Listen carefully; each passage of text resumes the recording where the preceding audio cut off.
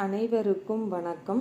இப்போ நம்ம பார்க்க போகிற தலைப்பு பார்த்திங்கன்னா 4000 திவ்ய பிரபந்தத்தை பாடிய ஆழ்வார்களில் ஒருவனான நம்மாழ்வாரை பற்றி தான் நம்ம இப்போ பார்க்க போகிறோம்.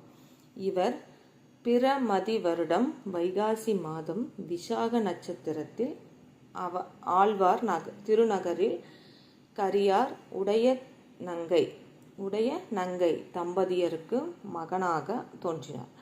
சடகோபன் என்று அழைக்கப்பட்ட இவர் சடாரி, பரங்கூசன், மாறன், வகுலாபாரணன், குருகையர் ஆகிய பெயர்களால் சிறப்பிக்கப்படுகிறார்.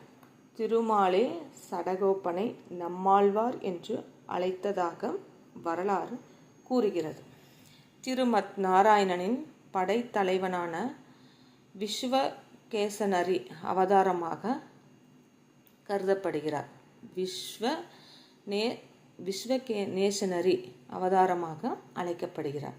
இவர் 37 திருக்கோவில்களையும் மங்களாசனம் செய்து உள்ளார். 4000 திவ்ய பிரபந்த தொகுப்பில் திருவிருத்தம் 100 பாடல்கள், திருவாச்சிரியம் 7 பாடல்கள், பெரிய திருவந்தாதி 87 பாடல்கள், திருவாய்மொழி 1102 பாடல்கள் பாடியுள்ளார்.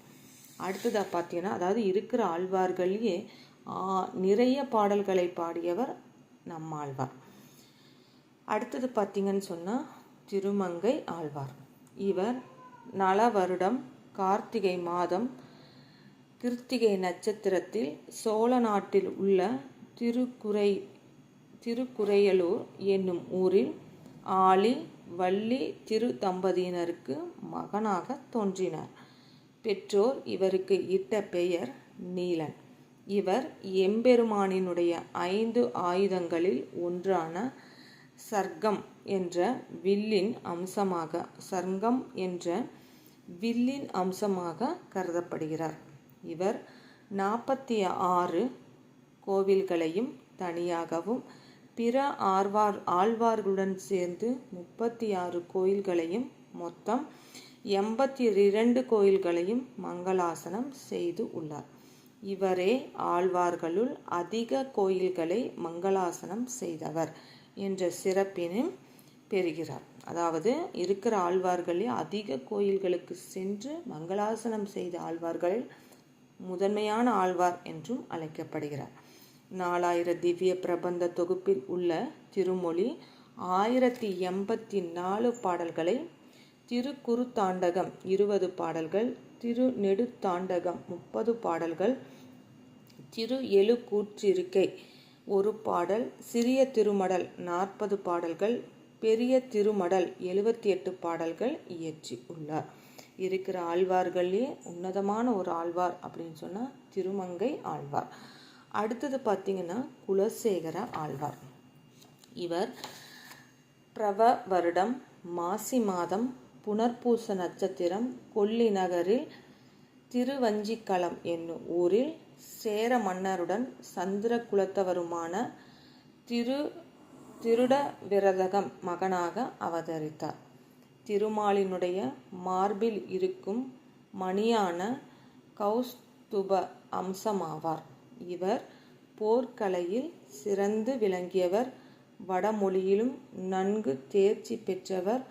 இவர் கொல்லிக்காவலன், கூடல் நாயகன், வில்லவர் கோன் ஆகிய பெயர்களால் இவரை சிறப்பிக்கப்படுகிறார்கள்.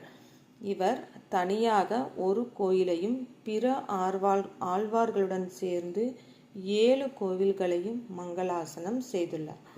4000 திவ்ய பிரபந்த தொகுப்பில் பெருமாள் திருமொழி அப்படிங்கிற 108 பாடல்களை இவர் திருமாலின் மீது பாடியுள்ளார். நம்ம இப்போ இங்கே சொல்ல வேண்டிய ஒரு முக்கியமான விஷயம் என்னென்னா, இந்த ஆழ்வார்கள் எல்லாம் பார்த்த ஒவ்வொரு ஆழ்வார்களும் திருமாலினுடைய ஒவ்வொரு விஷயத்திலும் ஒரு அம்சமாக, அதாவது திருமால் சூடியிருக்கிற அணிகலனாகட்டும், திருமாலின் கையில் இருக்கிற ஆயுதங்களாகட்டும், அந்த ஒவ்வொரு விஷயத்துக்கும் அவர்களுக்கு பொருந்தி வர்ற மாதிரி ஒரு அம்சமாக அவங்க பிறந்திருக்காங்க. இன்னொன்று பார்த்தீங்கன்னு சொன்னால், இவங்க பிறந்திருக்கிற நட்சத்திரங்களும் அந்த கடவுளினுடைய அம்சமாகவே இருக்கிறது. அந்த பெருமை எல்லாமே பார்த்திங்கன்னு சொன்னால் நம்ம இப்போ முதல்ல பார்த்த ஆழ்வார்களினுடைய சிறப்புக்களில் ஒன்றாக சொல்லப்படலாம். அதனால் 12 ஆழ்வார்களுமே பெருமாளினுடைய திரு அம்சமாக இருப்பதே நமக்கு ஒரு உன்னதமான விஷயம். இந்த ஆழ்வார்கள் எல்லாருமே பார்த்தீங்கன்னா பெருமாளினுடைய கோயிலினுடைய சன்னதியை சுற்றியும் இவர்களுடைய சிலை நம்ம பார்க்கலாம். அந்த கோயில்களில் இருக்கிற 12 பெருமாளுக்கு தரக்கூடிய பூஜைகள் அனைத்துமே இந்த ஆழ்வார்களுக்கும் செய்யப்படுகிறது அப்படிங்கிறதும் ஒரு உன்னதமான விஷயம். இவங்க சென்றிருக்கிற தலங்கள் எல்லாமே இந்த 108 திவ்ய தேசங்களும் நம்மளுடைய தமிழுக்கே இருக்கிற மிகப்பெரிய பொக்கிஷமாகவும் நம்ம சொல்லலாம். நன்றி, வணக்கம்.